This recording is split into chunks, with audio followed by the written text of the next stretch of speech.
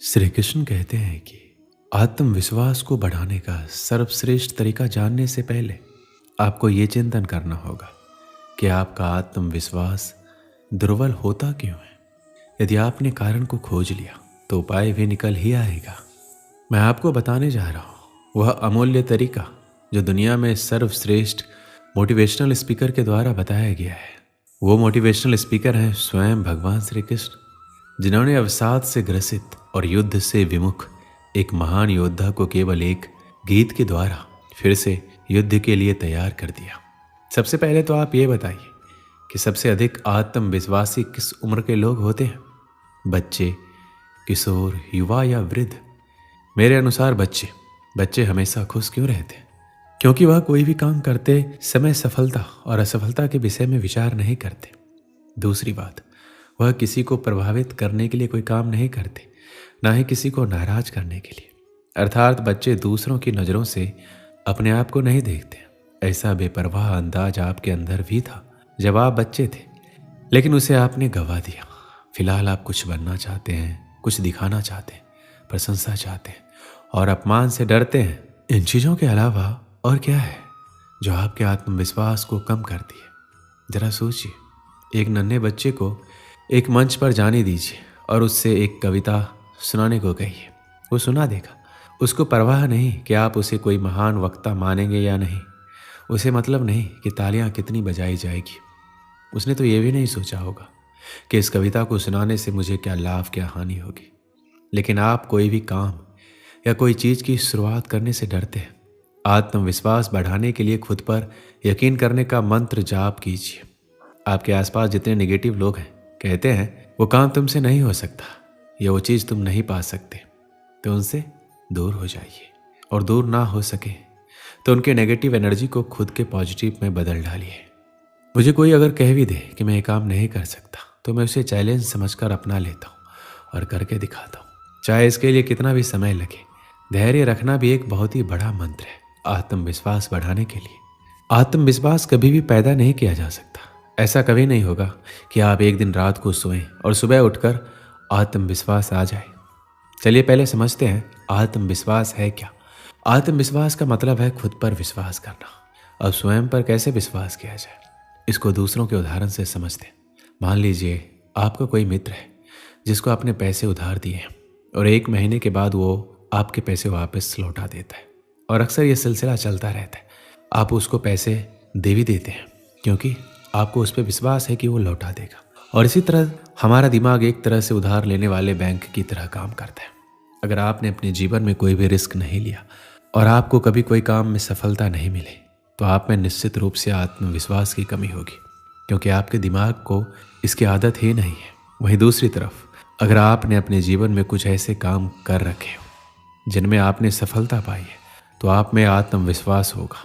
युवाओं में ये समस्या आम है, लेकिन ये कोई बहुत बड़ी समस्या नहीं है जिसका हल संभव नहीं है। जिस प्रकार रस्सी के आने जाने से कठोर पत्थर पर भी निशान पड़ जाते हैं, उसी प्रकार बार बार अभ्यास करने पर भी मूर्ख व्यक्ति भी एक दिन कुशलता प्राप्त कर लेता है। निरंतर अभ्यास कुशल व्यक्ति को पूर्णतः पारंगत बना देता है। अभ्यास की आवश्यक शारीरिक और मानसिक दोनों कार्यों में समान रूप से पड़ती है।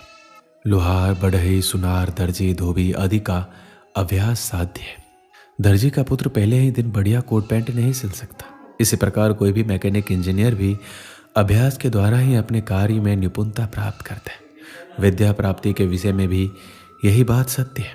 जिस प्रकार रखे हुए शस्त्र की धार को जंग खा जाती है, उसी प्रकार अभ्यास के अभाव में मनुष्य का ज्ञान कुंठित हो जाता है और विद्या नष्ट हो जाती है। अभ्यास के बल पर मनुष्यों ने विशेष सफलता पाई।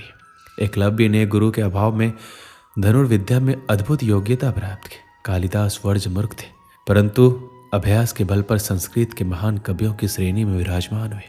वाल्मीकि डाकू से आदि कवि बनने में सफल हुए। ये तो स्पष्ट हो चुका है कि अभ्यास सफलता की कुंजी है, परंतु अभ्यास के कुछ नियम है। अभ्यास निरंतर, नियम पूर्वक और समय सीमा में होना चाहिए। यदि एक पहलवान एक दिन में 1000 दंड निकाले और 10 दिन तक एक भी दंड ना निकाले तो इससे कोई लाभ नहीं होगा। अभ्यास निरंतरता के साथ साथ धैर्य भी चाहता है। एक आत्मविश्वासी व्यक्ति वही करता है जो उन्हें सही लगता है, भले ही वह अलोकप्रिय हो। वह अपनी गलतियों को स्वीकार करता है और उनसे सीखता है। जब आप में आत्मविश्वास खोने लगे तो आप अपने आप से बात करें। आप कभी भी आत्मविश्वास महसूस नहीं करेंगे। यदि अगर आपके दिमाग में नकारात्मक विचार चल रहे हैं जो आपको बता रही है कि आप अच्छे नहीं हैं, आप आत्मचर्चा के बारे में सोचें।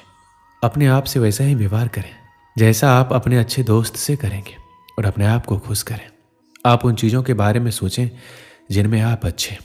हर किसी के पास ताकत और प्रतिभा होती है। आपकी ताकत क्या है?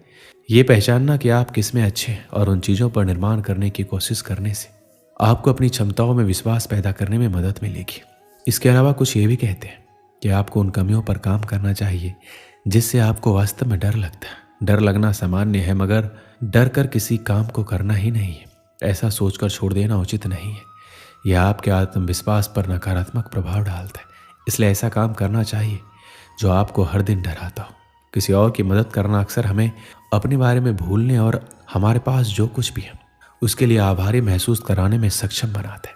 जब आप किसी और के लिए कुछ अलग करने में सक्षम होते हैं तो अपनी खुद की कमजोरियों पर ध्यान केंद्रित करने के बजाय स्वयं को सलाह देने, सहायता करने या सिखाने के लिए स्वयं सेवक बनिए और आप देखेंगे कि इस प्रक्रिया में आपका आत्मविश्वास अपने आप बढ़ेगा।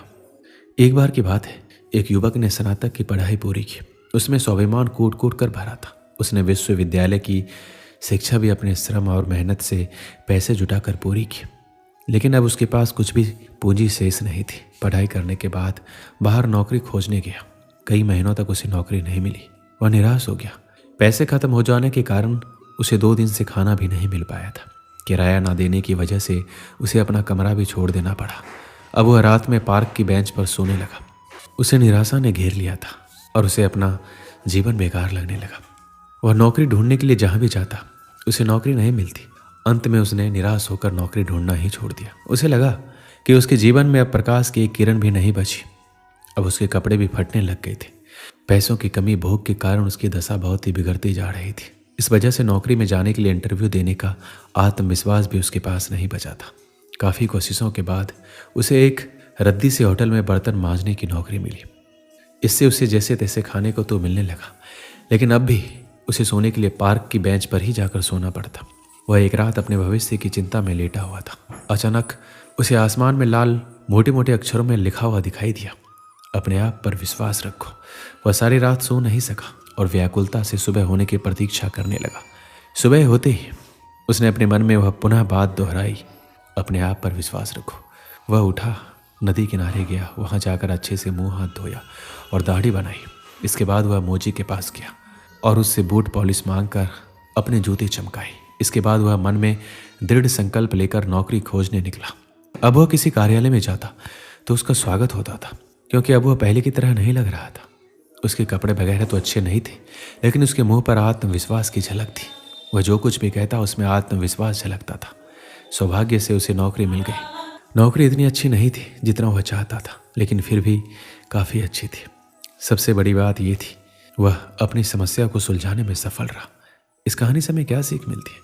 कई बार व्यक्ति परिश्रम तो कर रहा होता है, लेकिन उसे उसका फल प्राप्त नहीं होता। इसमें आश्चर्य करने की कोई बात नहीं है, क्योंकि कभी कभी व्यक्ति काम अपनी आशा और आकांक्षाओं के विरुद्ध कर रहा होता है। वह जिस वस्तु को प्राप्त करना चाहता है, परिश्रम उससे उल्टा ही करता है। उसे विपरीत परिस्थितियों में घबराना नहीं चाहिए, अपने ऊपर विश्वास रखना चाहिए और धैर्यपूर्वक सही दिशा में अपने लक्ष्य को प्राप्त करने के लिए प्रयत्न करते रहना चाहिए। ऐसा करने से हमें सफलता निश्चित ही मिलेगी, इसे कोई रोक नहीं सकता।